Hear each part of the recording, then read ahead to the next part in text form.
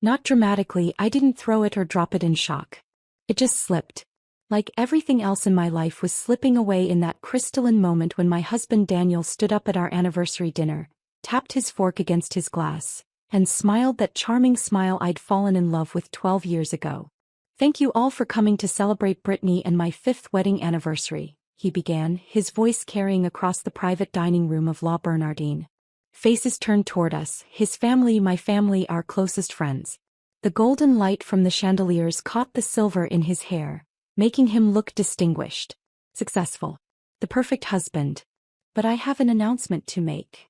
His eyes found mine across the table, and for a heartbeat I thought he might surprise me with something wonderful.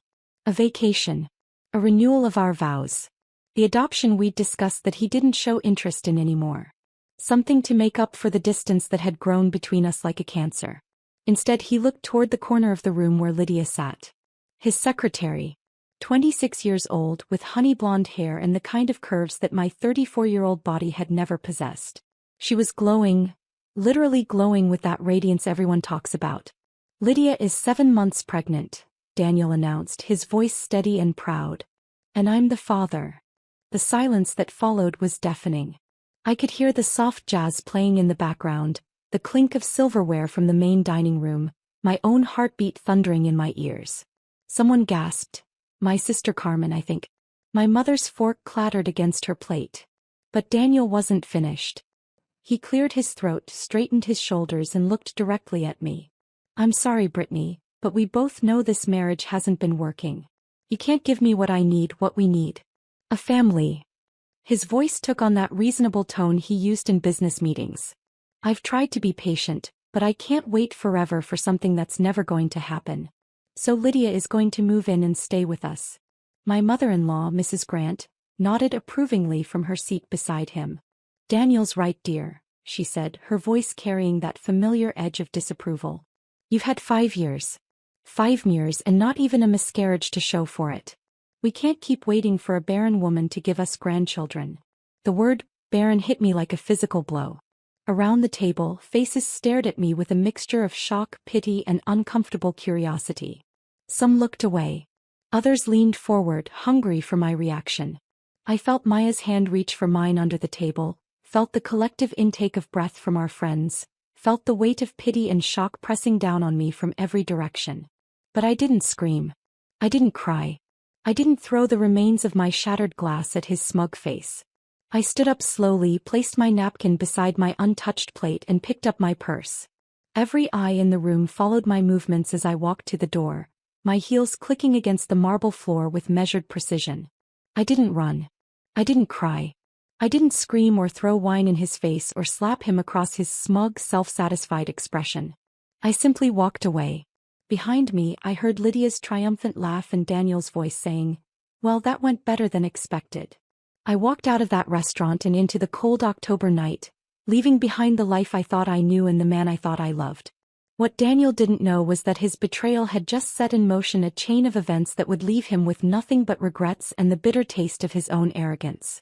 Before we continue, please write in the comment which country you are watching this video. We love knowing where our global family is tuning in from. And if this is your first time on this channel, please subscribe. Your support helps us bring even more epic revenge tales of life. Enjoy listening. My name is Brittany Reyes Grant, though I suppose I should say was. I'm 32 years old, and until that night I believed I was living a fairy tale. 5 years ago I married Daniel Grant thinking I'd found my forever. He was everything I thought I wanted. Successful, charming, from a prominent family. I was a naive 27-year-old architect who'd just landed my dream job at Santiago and Associates. Daniel was the dashing lawyer who swept me off my feet with expensive dinners and weekend getaways. Our wedding was perfect. I wore my grandmother's pearls and a dress that cost more than my car.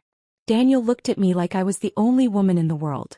His mother even managed a smile that day, though I should have noticed how quickly it faded during the reception. The first 2 years of marriage were blissful, or at least I thought they were. We bought the beautiful Victorian house on Birchwood Street, though the deed went into my name alone since I had the better credit score and the larger down payment from my trust fund.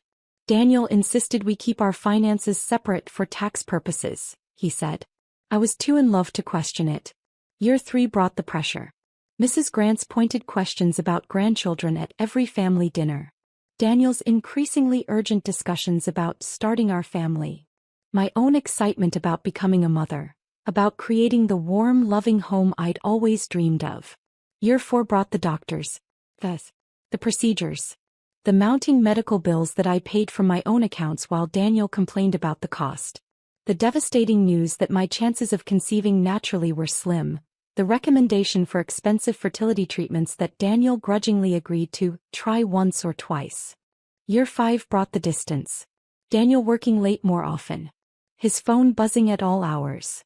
His new secretary Lydia with her knowing smiles and the way she touched his arm during office parties. The growing coldness in our bed. The way he flinched when I reached for his hand. I threw myself into my work, designing beautiful homes for other families while my own dreams crumbled. I won awards, earned promotions, built a reputation as one of the city's most sought-after residential architects. I told myself that if I couldn't have children, at least I could have a career that mattered. But late at night, when Daniel pretended to sleep beside me, I would stare at the ceiling of our bedroom and wonder if I was enough. If I would ever be enough. I should have seen the signs. The mysterious phone calls. The sudden interest in his appearance. The way he started criticizing everything about me. My clothes, my cooking, my inability to give him what he wanted most. Maya tried to warn me. My best friend since college, my maid of honor, my voice of reason when I couldn't hear my own thoughts clearly. She would invite me for coffee and gently probe about my marriage, about Daniel's late nights, about the growing shadows under my eyes. "Brittany," she said just last month, "you know you can talk to me about anything, right? If something's wrong." But I cut her off. I defended him. I made excuses. I chose loyalty over truth because I couldn't face the possibility that my perfect life was built on lies. Now, walking through the front door of the house that had been my sanctuary, I finally understood what Maya had been trying to tell me. The silence felt different now, not peaceful but empty. The photos on the mantel seemed to mock me with their forced smiles and false promises. I stood in the foyer, still wearing my anniversary dress, and let the weight of the evening settle on my shoulders. 5 years of marriage. 7 months of betrayal. One moment that changed everything. But as I climbed the stairs to what used to be our bedroom, I felt something unexpected stirring in my chest. Not despair. Not defeat. Bigger. Pure, crystalline anger that cleared away the fog of confusion and pain. Daniel thought he could humiliate me, discard me, replace me. He thought I would crumble, beg, fight for scraps of his attention. The weeks leading up to that anniversary dinner had been a masterclass in deception, though I was too blind to see it then. It started with small changes. Daniel began showering twice a day instead of once. His cologne switched from the woody scent I'd given him for Christmas to something sharper, more modern. He claimed it was professional image maintenance when I mentioned it. His phone, once carelessly left on counters and nightstands, became surgically attached to his hand. He carried it to the bathroom, kept it face down during dinner, and I caught him smiling at messages he never shared with me. "Work stuff," he'd say when I glanced over. "Boring legal documents." The late nights multiplied. The law firm, he claimed, was handling several high-profile cases that required his personal attention. He'd come home after midnight, smelling like perfume and wine, claiming he'd been schmoozing clients at expensive restaurants. "You wouldn't enjoy those stuffy business dinners anyway, Brittany. All shop talk and politics." I believed him because I wanted to, because the alternative was too painful to consider. Our physical relationship, already strained by years of scheduled intimacy around my fertility treatments, dwindled to nothing. When I tried to initiate contact, he'd claim exhaustion, stress, the need to keep his energy focused on these important cases. "Once things settle down at work," he'd promise, then roll away from me in our king-sized bed. Mrs. Grant's visits increased.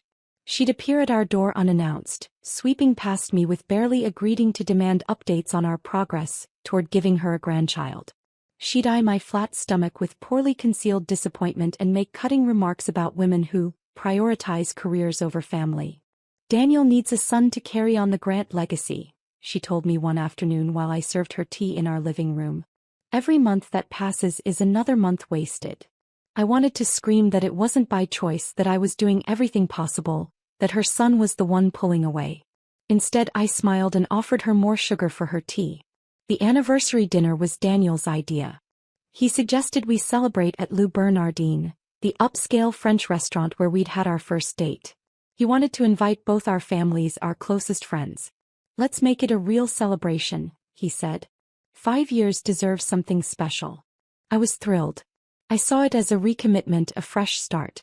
I bought a new dress, booked a hair appointment, spent hours choosing the perfect gift. A vintage watch I'd found at an estate sale that reminded me of one his grandfather wore in old photos. The morning of our anniversary, Daniel was unusually tender. He brought me coffee in bed, kissed my forehead, told me I looked beautiful in my silk pajamas. For a moment I glimpsed the man I'd fallen in love with. Tonight will be special, he promised. I have something important to share with everyone. I thought he was planning to announce our plans for adoption, the option we'd discussed but never committed to. Or maybe he'd finally agreed to the more aggressive fertility treatments I'd been researching. I spent the afternoon getting ready, feeling hopeful for the first time in months. Maya came over to help me with my makeup and hair, chattering about her new job and asking about my latest architectural project. You seem different today, she observed, applying mascara to my lashes with careful precision. Happier. Daniel and I are going to make some changes, I told her. Fresh start. She paused, the mascara wand hovering near my face. Brittany, can I ask you something? Have you noticed anything different about Daniel lately?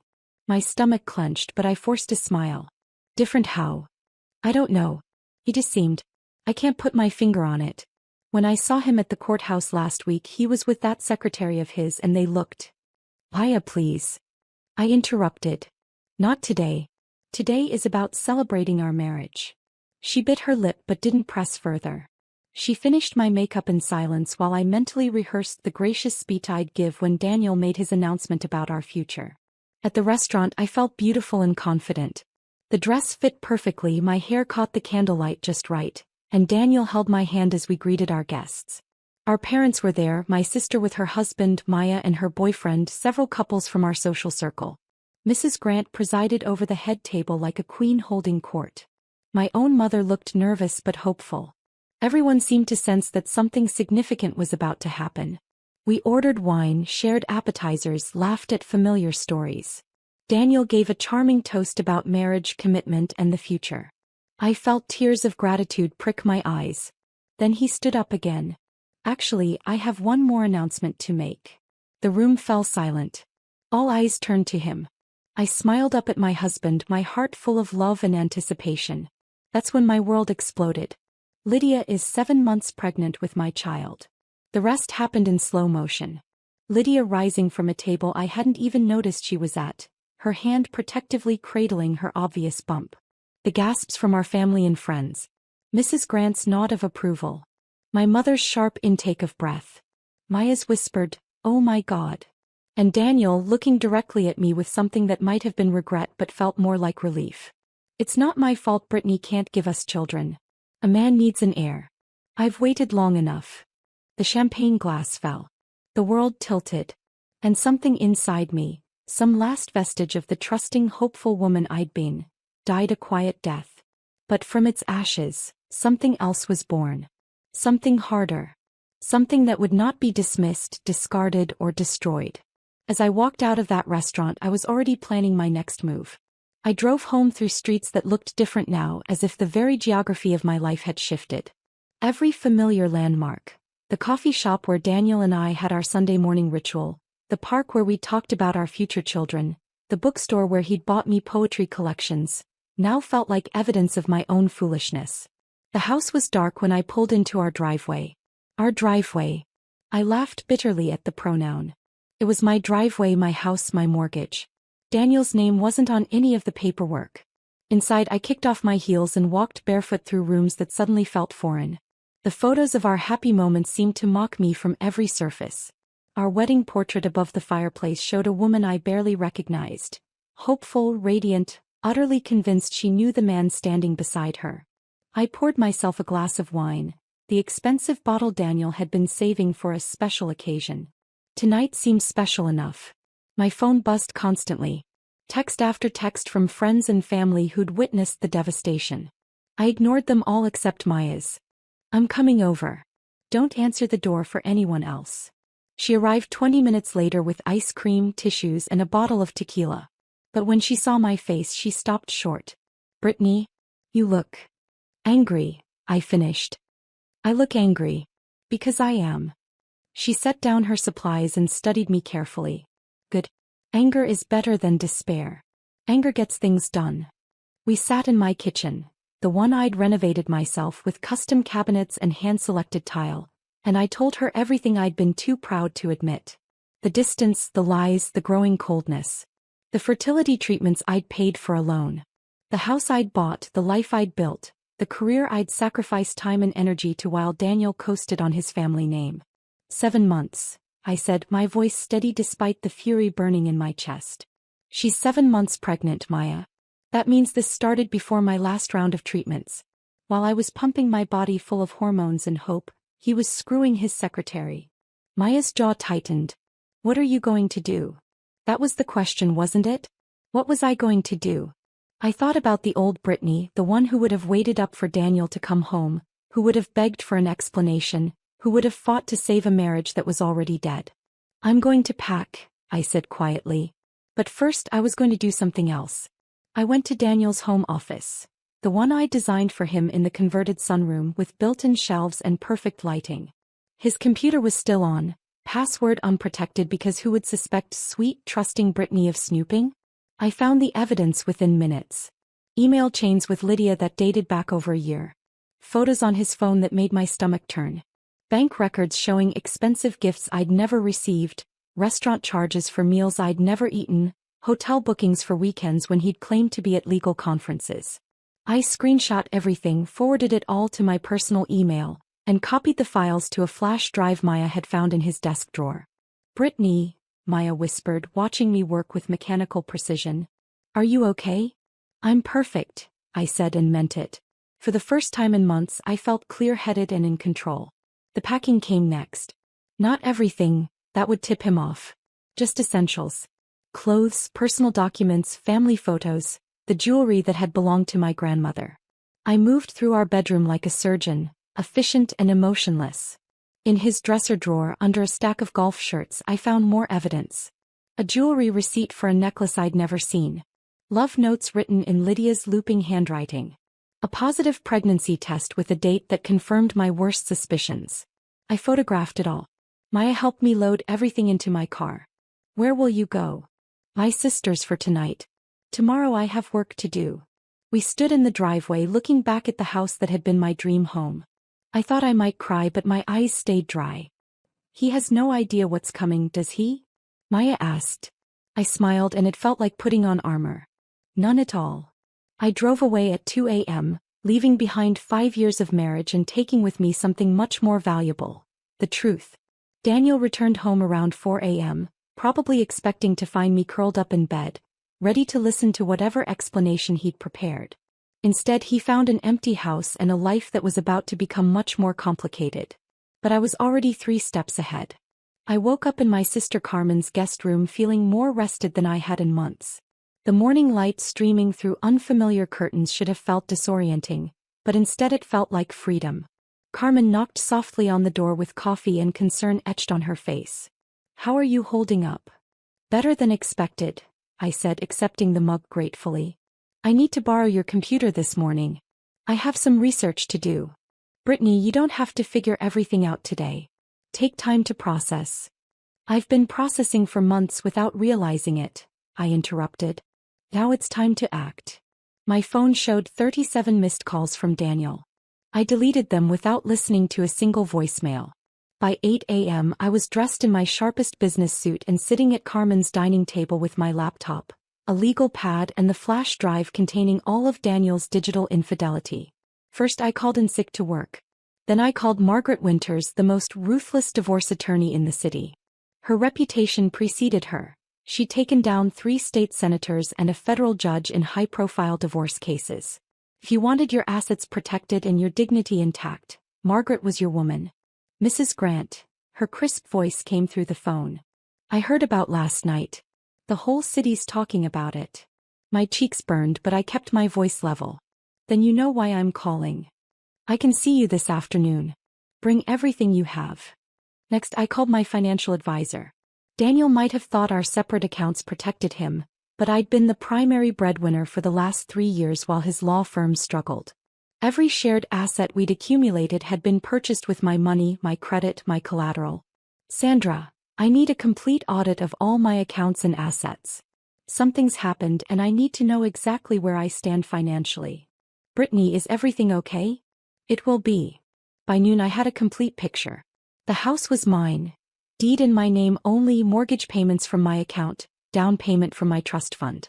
Our joint savings account held mostly my contributions. The vacation property in the mountains had been purchased entirely with my architectural firm's bonus from last year. Daniel had been living a rich lifestyle on my dime while building a secret life with his pregnant secretary. The irony was almost amusing. At 2 p.m. I sat across from Margaret Winters in her intimidating downtown office. She was exactly what I'd expected. Silver-haired, sharp-eyed, wearing a power suit that cost more than most people's rent. "Let me see what we're working with," she said. I handed over the flash drive, printouts of financial records, and a timeline I'd constructed of Daniel's affair. Margaret reviewed everything with the focused intensity of a prosecutor building a case. "Interesting," she murmured after 20 minutes. "Your husband made several significant mistakes. Such as? Well, for starters, he's been using marital funds you contributed, to finance his affair. Hotels, gifts, dinners. That's dissipation of assets and courts don't look kindly on it." She clicked through more files. "He's also been communicating about the pregnancy on company time using company equipment. If his law firm has any ethics clauses in their partnership agreement." The smile that crossed her face was predatory. "Mrs. Grant, I think we can work something out that will be very satisfactory for you." We spent 2 hours crafting strategy. Margaret would file for divorce immediately, citing adultery with evidence. We'd demand full restitution for dissipated assets, spousal support based on the lifestyle I'd been maintaining, and a clean break that left me with everything I'd brought to the marriage. "What about his inheritance? His family money?" I asked. "Never commingled with marital assets according to these records. He kept that separate, probably his mother's influence. But that works in our favor. He has no claim to your assets either." As I prepared to leave, Margaret asked, "Are you sure you want to move this quickly? Some people prefer to try mediation first, work things out amicably." I thought about Daniel's smug face as he'd announced his pregnant secretary. I thought about his mother calling me barren. I thought about all those nights I'd lain awake wondering what was wrong with me, while he was creating a family with someone else. "No," I said firmly. "No mediation. I want him served with papers before he realizes what's happening. He'll be served tomorrow morning at his office. Very public, very professional. His colleagues will certainly take notice." Perfect. I drove home to Carmen's feeling lighter than I had in years. My phone continued to buzz with Daniel's increasingly frantic calls, but I had Maya screen them. "He wants to explain everything," Maya reported with audible disgust. "He says it's all a misunderstanding, that he loves you, that you need to come home so you can work this out." "What did you tell him?" "That you'd be in touch through your attorney." That evening, I allowed myself 1 glass of wine and a long bath while I planned the next phase. Daniel thought he'd checkmated me with his public humiliation. He had no idea that he'd actually handed me every weapon I needed to destroy him. By morning, his comfortable life would begin to unravel. And I would be there to watch every thread come loose. The process server found Daniel at 9:15 a.m. in the lobby of Santiago, Katz and Associates, surrounded by colleagues grabbing their morning coffee. I know because Margaret's investigator sent me a photo. Daniel's face in that moment was everything I'd hoped for: shock, confusion, and dawning horror as he realized what he was holding. Petition for divorce. Cause: adultery. Supporting evidence: attached. By 10 a.m. his desperate calls had turned into visits. He showed up at Carmen's house, pounding on the door, shouting my name. Carmen called the police while I watched from the upstairs window as officers explained that I wasn't required to speak to him. "Brittany," he shouted as they escorted him back to his car. "This is insane. I was thinking we could do this amicably. Lydia couldn't move in and we'll all live happily. We can work this out. Think about what you're throwing away." What I was throwing away. The audacity was breathtaking. Margaret called at 11 a.m. with delicious news. His law firm just contacted me. Apparently, your husband's personal drama is reflecting poorly on their professional reputation. They're suggesting he might want to consider a leave of absence. I wasn't surprised. Santiago, Katz and Associates built their reputation on family values and moral integrity. Having a partner publicly exposed for cheating on his wife with a pregnant secretary wasn't exactly on brand. There's more, Margaret continued. I had our investigator do some digging into his finances. Your husband has been far less successful at his practice than he's led you to believe. His partnership draw last year was less than half what he claimed. The lies just kept coming. By afternoon, the social media fallout had begun. Someone at the restaurant had live-tweeted the anniversary dinner drama. The video was grainy and the audio poor, but you could clearly see Daniel's announcement and my dignified exit. The comments were overwhelmingly supportive of me. Queen behavior. She handled that with such grace. That man is trash, but she's a warrior. Maya forwarded me the best ones while I worked on my next move. I called my boss, Richard Santiago from Santiago and Associates. I'd been avoiding work calls, but Richard deserved an explanation from me directly. Brittany, I heard what happened. Take whatever time you need. Actually, Richard, I was hoping I could come in tomorrow. I have a project proposal I'd like to discuss. There was surprise in his voice. Are you sure you're ready? More ready than I've been in years. That evening, I drove to the house for the first time since the anniversary. Daniel's car was in the driveway and lights were on throughout. I sat in my car for a moment, gathering strength, then walked up to my own front door. He opened it before I could knock, looking haggard and desperate. His expensive suit was wrinkled, his hair disheveled, his eyes red-rimmed. Brittany, thank God. We need to talk. This has all been blown out of proportion. I stepped past him into the foyer, noting how different the house felt now. What had once been a sanctuary now felt like a museum of dead dreams. You're right, I said calmly. We do need to talk. But first, I need some of my things. He followed me upstairs, talking rapidly. The baby, it wasn't planned. It just happened. I never meant to let it out that way. I was going to tell you privately. It was out of excitement. When? I asked, pulling clothes from our shared closet. After she gave birth? After you married her? When exactly were you planning to mention your secret family? Brittany, please. You have to understand. I turned to face him, and whatever he saw in my expression made him step backward. I understand perfectly, Daniel. You decided I wasn't enough. You decided our marriage wasn't worth fighting for. You decided to humiliate me in front of everyone we know rather than have an honest conversation. It wasn't like that. What was it like? Explain it to me. Explain how you justified lying to me for 7 months. Explain how you justified spending my money on your affair. Explain how you justified letting me blame myself for our problems while you were creating a child with someone else. He had no answer for that. I continued packing while he stood there watching. When I was done, I turned to face him one more time. I'll be back for the rest of my things this weekend. I assume you'll be moved out by then. Moved out? Brittany, this is my house too. Actually, it's not. Check the deed. Check the mortgage. Check who's been making the payments for 5 years. The color drained from his face. You can't be serious. We can work out an agreement. We are working out an agreement. Through our attorneys. I'll see you in court, Daniel. I walked out of that house and didn't look back. Later that night, Margaret called with more news.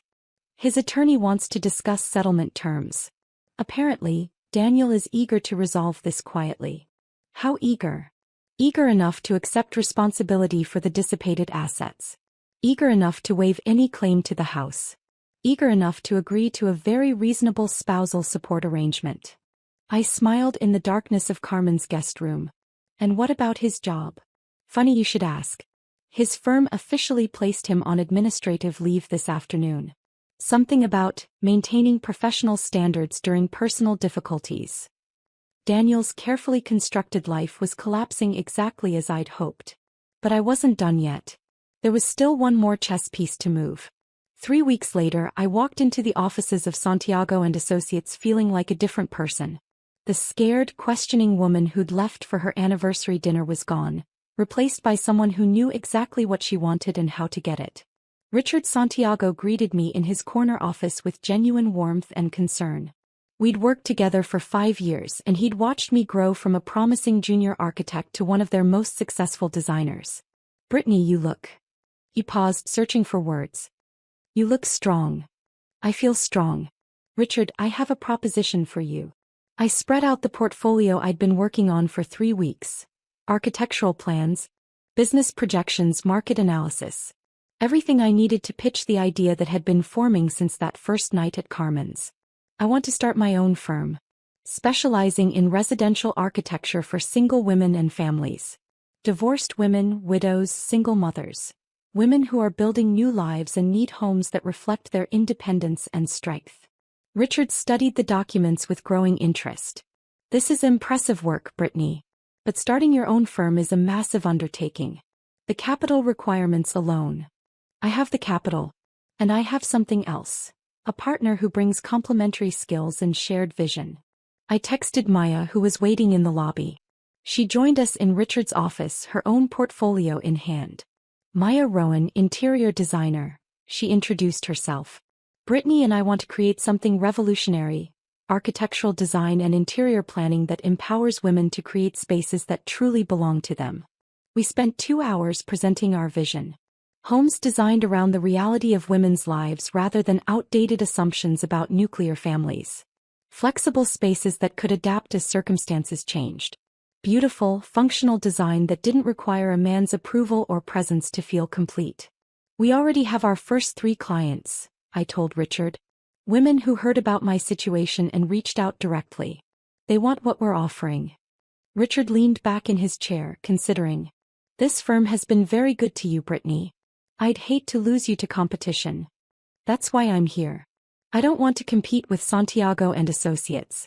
I want to partner with you. Refer clients who fit our specialty, collaborate on projects that benefit from both approaches.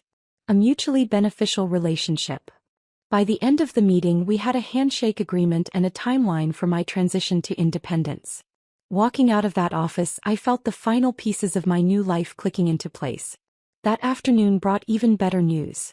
Margaret called with update from Daniel's increasingly frantic legal team. He's agreed to all our terms, she reported with satisfaction. Full restitution for dissipated assets, a generous spousal support package for 2 years, and a clean break on all property division. He's also agreed to pay your legal fees. What's the catch? No catch. He's desperate to finalize this before his family finds out how much money he's spent on the affair. Apparently, his mother controls most of the family trust, and she's not pleased with recent developments. The irony was delicious. Mrs. Grant, who'd been so concerned about my ability to produce grandchildren, was now dealing with a grandchild born from adultery and a son who'd destroyed his marriage and career in the process. There's one more thing, Margaret added. Lydia, the secretary, has apparently been pressuring Daniel about marriage. Now that you're out of the picture, she expects him to make good on whatever promises he made. Problem is, he can't afford to support a wife and child on his diminished income. The house of cards was collapsing beautifully. 3 months later, the divorce was final. I kept the house, received a substantial settlement, and walked away from my marriage with more financial security than I'd entered it with. Daniel, meanwhile, had been let go from his law firm, due to restructuring. He'd moved in with Lydia, who discovered that being pregnant and unmarried to an unemployed lawyer wasn't quite the fairy tale she'd imagined. I heard through mutual friends that Mrs. Grant had cut off Daniel's access to the family money until he sorted out his personal disasters. The woman who'd called me barren was now refusing to acknowledge her own grandchild born from adultery. Maya and I officially launched our firm, Renovate and Reclaim. Architecture for New Beginnings, 6 months after that anniversary dinner. Our client list grew through word of mouth and social media. Women who were rebuilding their lives wanted spaces designed by someone who understood that journey. 1 year later, I stood in the living room of the house that was finally, completely mine. Maya was helping me hang artwork. Pieces I'd chosen myself without consulting anyone else's taste or approval. Do you ever think about him? Maya asked as we positioned the abstract painting above the fireplace. I considered the question. Did I think about Daniel? About the man who'd promised to love me through everything, then discarded me when I couldn't give him what he wanted? I think about the lesson, I said finally. I think about how much stronger I am now. I think about all the women we're helping create spaces where they feel powerful and free. I think about how much better my life is now than it ever was when I was trying to be someone I wasn't. Maya smiled, understanding. No regrets. I looked around at the home I'd created. Truly created, not just decorated or maintained, but designed from the ground up to reflect who I was becoming rather than who I'd been told to be. Only one regret, I said. I wish I'd had the courage to leave him before he left me. But even that wasn't quite true. Because if I'd left him first, I might never have discovered how strong I could be when I stopped trying to hold together something that was already broken. 6 months after that, I ran into Daniel at a coffee shop downtown. He looked older, tired, wearing a suit that had seen better days. He was alone, checking his phone with the desperate attention of someone waiting for good news that wasn't coming. He saw me and immediately stood, nearly knocking over his chair in his haste. "Brittany, you look incredible." I was wearing a dress I'd designed myself, something I'd started doing as a creative outlet, and I felt incredible. My business was thriving, my house was a sanctuary, and I woke up every morning excited about the day ahead. "Thank you," I said simply. "I've been thinking about calling you. I know I made mistakes." "Daniel, please don't." I kept my voice gentle but firm.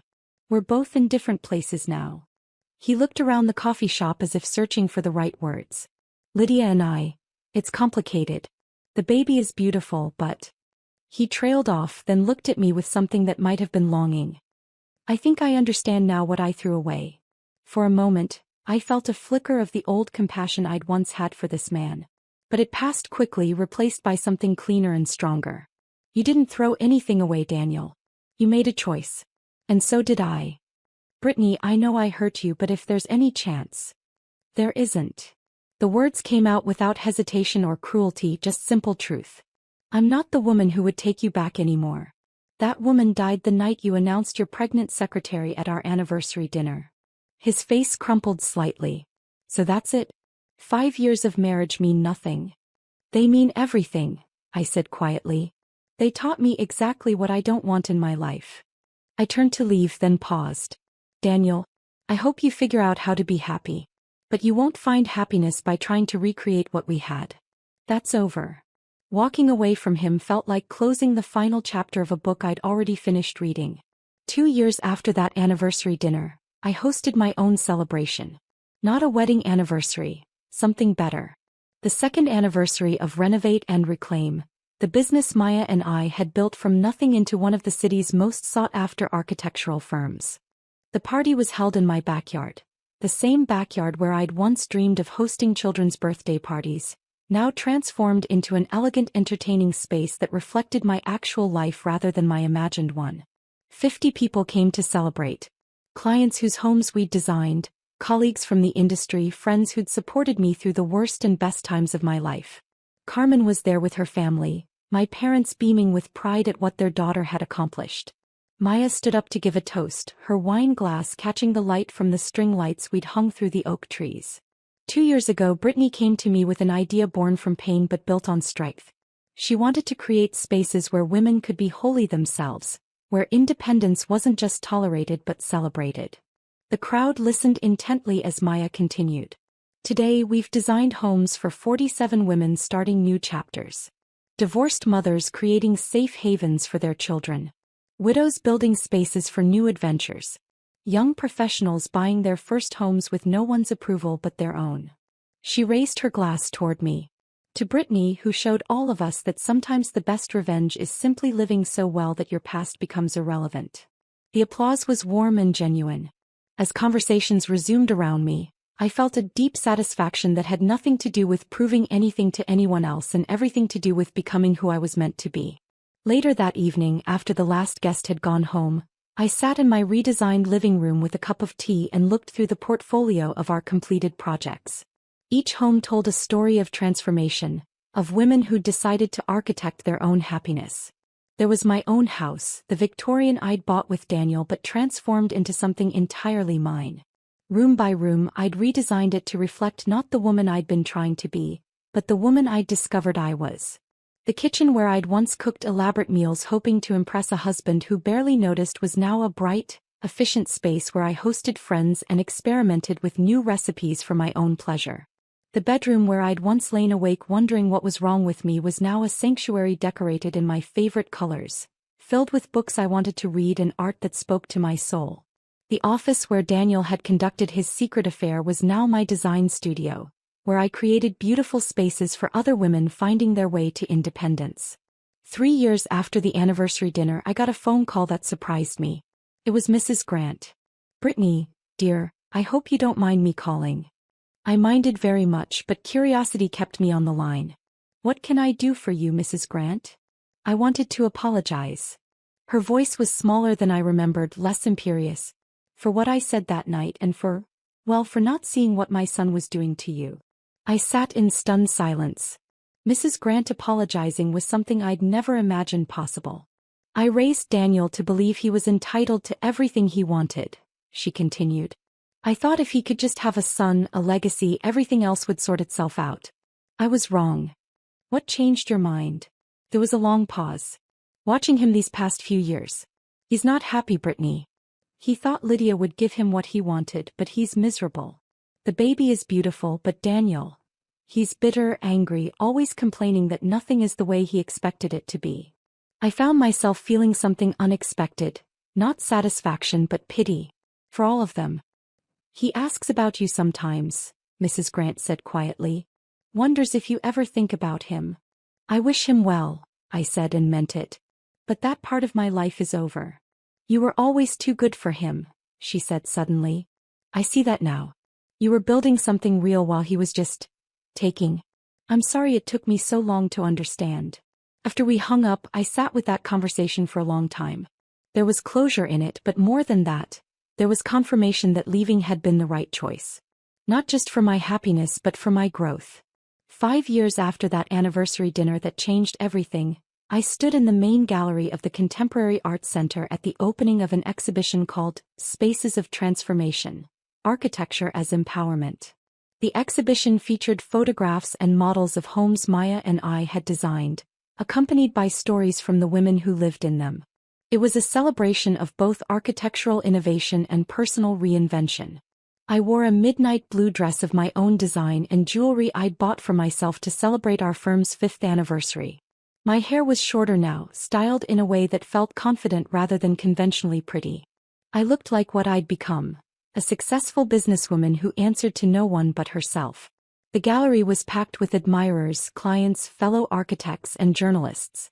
Maya and I had been featured in several design magazines, and our work was being studied in architecture schools as an example of how design could serve social transformation.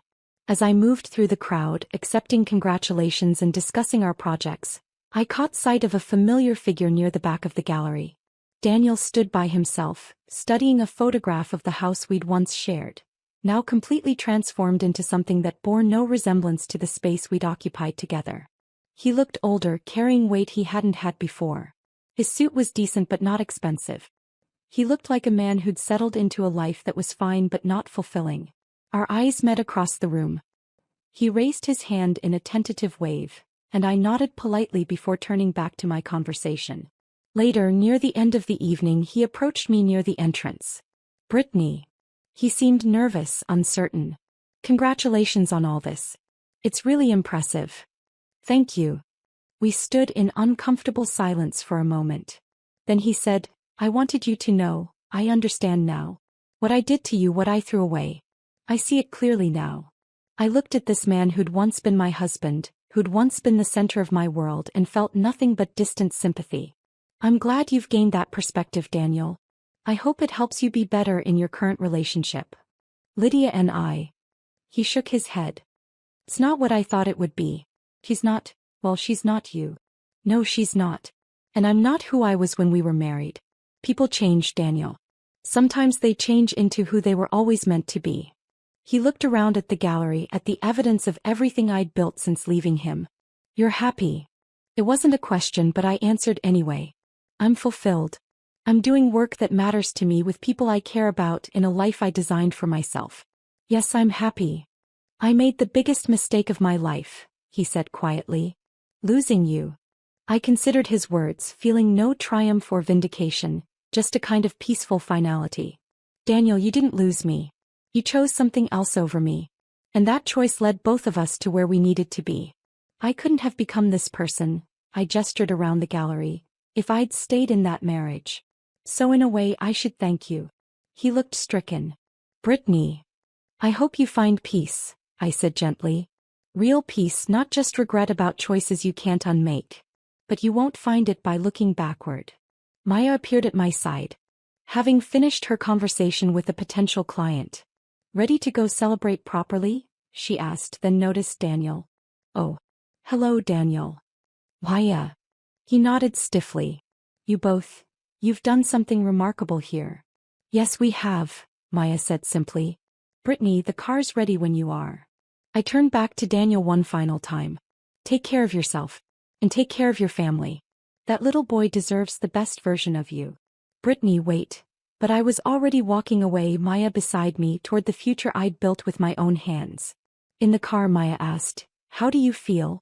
Seeing him again. I thought about it as we drove through the city lights, past the buildings I'd helped design, toward the home I'd created for myself. Free, I said finally. I feel completely free. And I was free from the woman who'd once begged a disinterested man to love her. Free from the desperate need to be chosen by someone who didn't value what he had. Free from the small, scared life I'd been living before I learned that my worth wasn't determined by someone else's inability to see it. That night, I stood in my home office looking at the wall where I'd hung photos from the exhibition. Each image represented not just a beautiful space, but a woman who decided to stop waiting for permission to live her life on her own terms.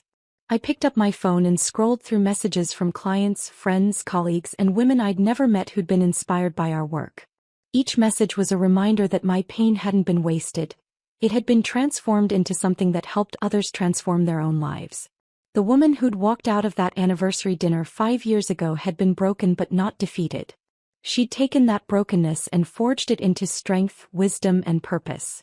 And the woman I'd become, successful, independent, genuinely happy, was someone that heartbroken wife could never have imagined becoming.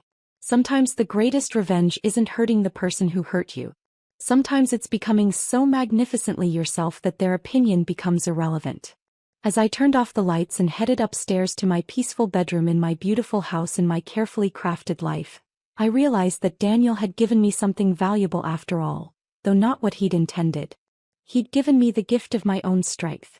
And that was a gift I'd treasure for the rest of my life.